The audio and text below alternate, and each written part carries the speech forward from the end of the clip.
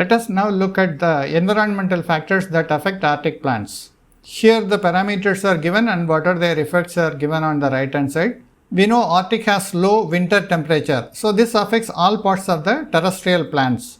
The low summer temperature, here lowering of metabolic rate and intermittent freezing of tissues. Short summer, this affects the flowering and fruiting in a single season. Strong wind, direct damage through flailing, sand abrasion and desiccation and snow abrasion in winter. Long photo period, either adapt or be insensitive to day length. Low light intensity, this is critical for submerged aquatic plants. Low nitrogen supply may not be a limiting factor in the growth. Low precipitation, this limits plant growth. Summer aridity may be extremely severe. Let us look at some of the environmental factors. These are extrinsic factors. The first one is soil, light intensity and duration and the quality, temperature, community dynamics in the tundras, root stratification in cold tundra soil, wind, snow cover. We will look at each environmental factors separately. First, we will look at soils. Soils are formed by 5 major factors, namely climate, parent material, time, organism and relief. In the Arctic region, we have the Arctic brown soil, which is very restricted in aerial extent. This is occurring under adequate drainage and this is responsible for climax vegetation. Sod bare rock soil is another type of soil. The tundra soil and the bog soil. So these are all the different types of Arctic soils. The tundra soil and bog soil both are azonal.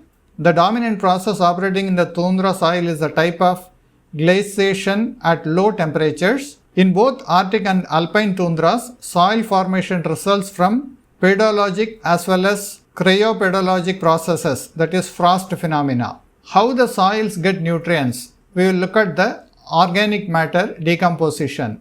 The soil temperature, soil moisture, oxygen availability, carbon-nitrogen ratio as well as the degree of physical chemical protection are involved in regulating the organic matter decompositions. Mainly the microbial communities mineralizing organic carbon require water and a higher temperature generally increase the rate of decomposition. Annual rate of decomposition are the same order of magnitude as rate of organic matter production per year.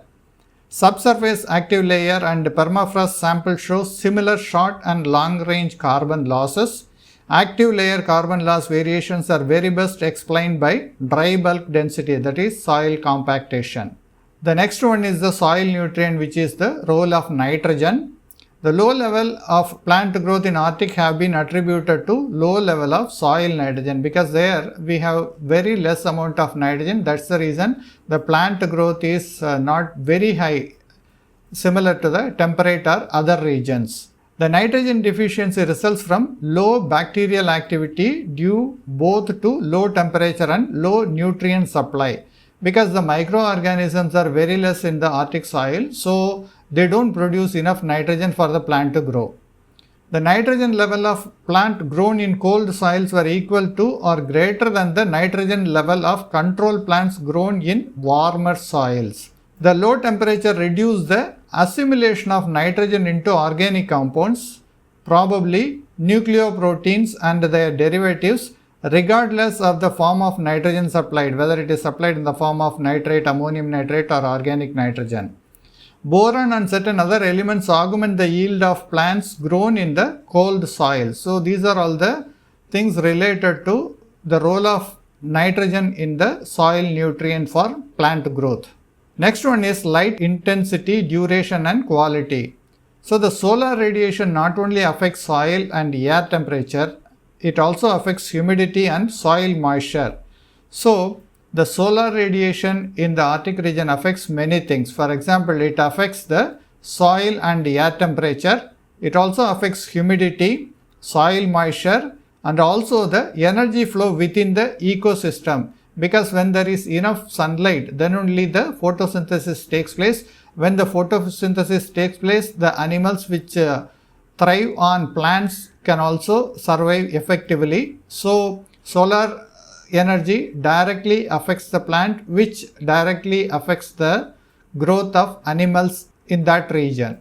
In midsummer, light intensity at noon is usually greater in the alpine than in the Arctic tundra due to the thinner alpine atmosphere. Many populations of the Arctic species are physiologically adapted to a 24-hour photo period, whereas the alpine counterparts are adapted to a shorter day length. The greater intensity of ultraviolet light in the alpine environment may be a cause of the low growth from the alpine plants.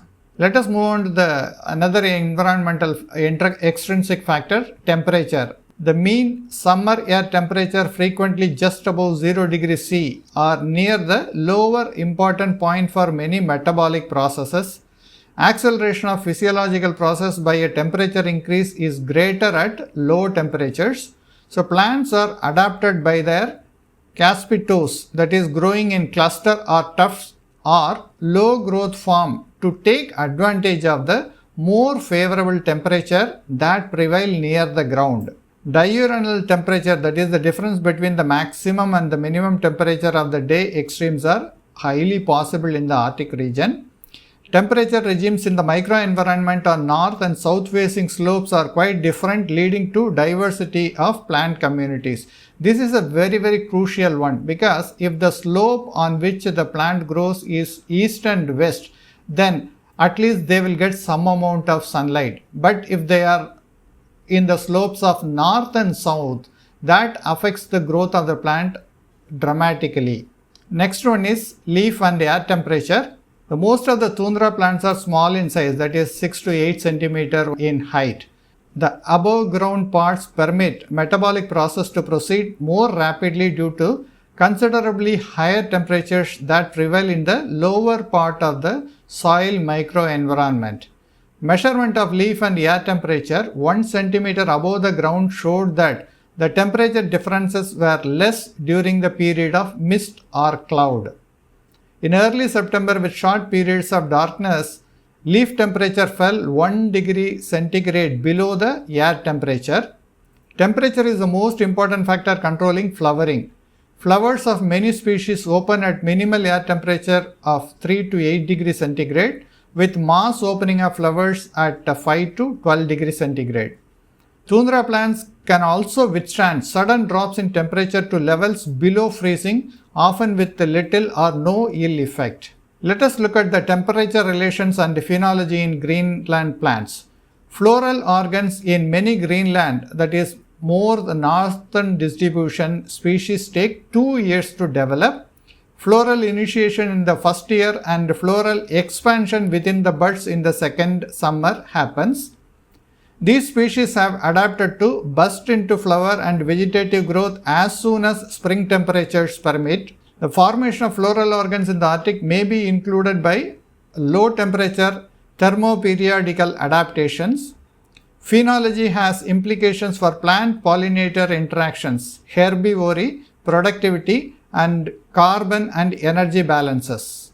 Let us look at phenology. What is phenology? The study of cyclic and seasonal natural phenomena, especially in relation to climate and plant and animal life, is called phenology. Phenological transition often occur more rapidly at snowmelt in late snowmelt years or locations. So here are some examples taken at the same place from different parts of the year, from 24th April to 8th October. How the plant growth changes is actually captured here. So in the month of April, it is full of snow, and in June the ice melted, so the barren land is now clearly seen. In the June month, we can see some green coverage, that means small lichens and mosses starts grow. In August, they have the maximum amount present, and by 20th of August the amount slowly starts decreasing, that is small browning is actually happening, and by 8th October it is completely covered with ice.